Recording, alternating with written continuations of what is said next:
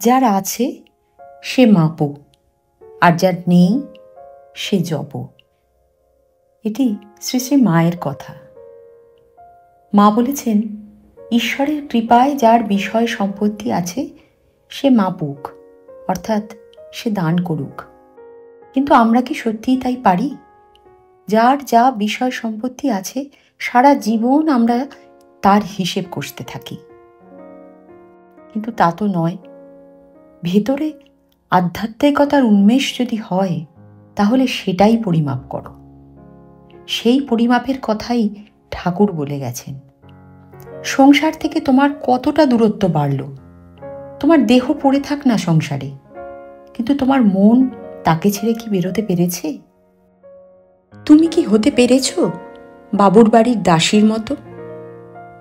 ঠাকুর বলেন, আমি আমার, এইটি হলো অজ্ঞান, আর তুমি তোমার, এটি হলো বিজ্ঞান। তাহলে মাপো সেই জ্ঞান তোমার কতটা হলো। যদি দেখা যায় এখনো তোমার আসক্তি আছে, তাহলে বুঝতে হবে এখনো বহু কষ্ট তোমার বাকি আছে। সইতে হবে আরো অনেক জীবন যন্ত্রণা। সংসার যদি করতেই হয় তাহলে তা করবে বাইরে থেকে, বাবুর ফুলবাগানের মালির মন নিয়ে। আমার পুকুর, আমার আম গাছ, আমার কেমন সুন্দর ফুল ফুটেছে, এইসব ভেবে তো কোনো লাভ নেই। যেদিন তিনি আমাকে ডেকে নেবেন সেদিন আমার কিছুই নিয়ে যাওয়ার উপক্রম থাকবে না। তাই মানুষকে জীবন বাগানে যিনি বহাল করে গেলেন তার হাতেই রয়েছে জীবনের চাবিকাঠি। এ ভব সংসারে তুমি এসেছো খালি হাতে, আবার চলে যাবেও একদম খালি হাতে। সঙ্গে তো কিছুই নিয়ে যেতে পারবে না। ঠাকুর বলছেন, বলদ হাম্বা হাম্বা করে, হাম বা আমি আমি। চাষা তাকে লাঙলে জুতছে, পলু তাকে ঘানিতে ঘোরাচ্ছে, পিটছে, কষ্ট দিচ্ছে, গাড়ি টানাচ্ছে। বলদ কেবলই হাম্বা হাম্বা করছে। একদিন তার মৃত্যু হলো, নাড়িভুড়ি থেকে তৈরি হলো তাঁত। সে চলল গিয়ে সারেঙ্গিতে, একতারাতে। শব্দ বেরোলো তুহু তুহু। তখন সে উদ্ধার পেয়ে গেছে। জীব জীবনেই যদি ক্লেশমুক্ত হতে চায় তাহলে তাকে ওই তুহু মন্ত্রটিই জপ করতে হবে। ঠাকুর বলতেন, এক আনা দুয়ানা নয়, 16 আনাই বিশ্বাস চাই। আর সেই বিশ্বাস তুমি মাপো। যদি দেখো নেই, কিন্তু সত্যিই কি তা নেই? এ বিষয়ে ঠাকুর একটি গল্প বলেছেন। মাঝরাতে বাবুর ঘুম ভেঙেছে। ইচ্ছে হয়েছে তিনি একটু তামাক খাবেন। সবই আছে, কলকে, তামাক, টিকে, টিকরে, নেই কেবল চকমকি পাথরটি। টিকেটা ধরাবেন কিসে? এদিকে তামাক খেতে তার প্রবল বাসনা জেগেছে। তামাক তাকে একটু খেতেই হবে। তাই তিনি লণ্ঠন হাতে বেরিয়ে পড়লেন চকমকি পাথরের সন্ধানে।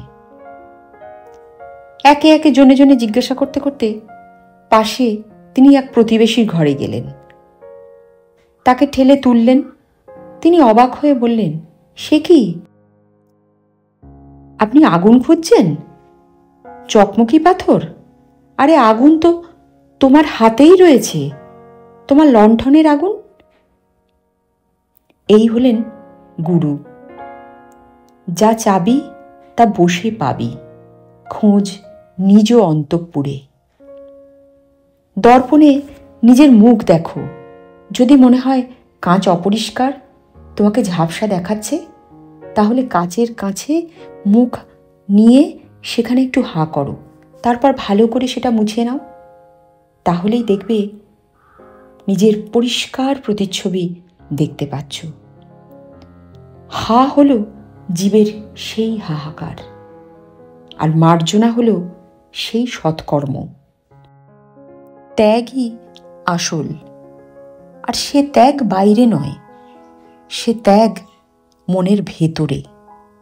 মন থেকে যদি তুমি সব বাসনা ত্যাগ করতে পারো, তবেই আসবে তোমার মুক্তি। শ্রী শ্রী মা বলেন, তুমি জপো, তোমার খোলা জলে জপের নির্মলই ফেলো। জলের তলায় বালতির মধ্যে একটি স্বর্ণকান্তি মোহর রয়েছে। জল তো ঘোলা, তাই সেটা দেখতে পাচ্ছ না। নির্মল হলেই পরিষ্কার দেখতে পাবে। ছোট ছোট ঢেউ খেলছে, সেগুলো কামনা বাসনার ঢেউ।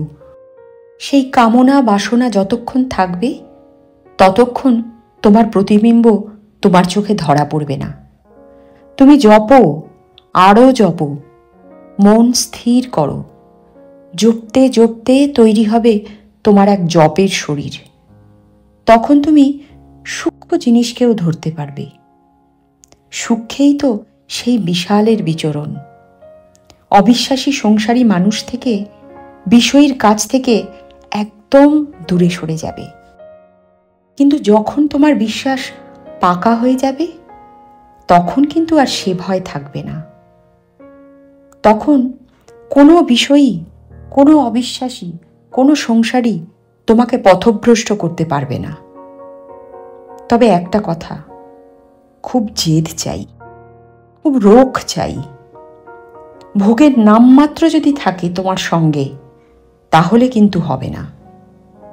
তাই জপো, জপেই বিশ্বাস, জপেই অশ্রু।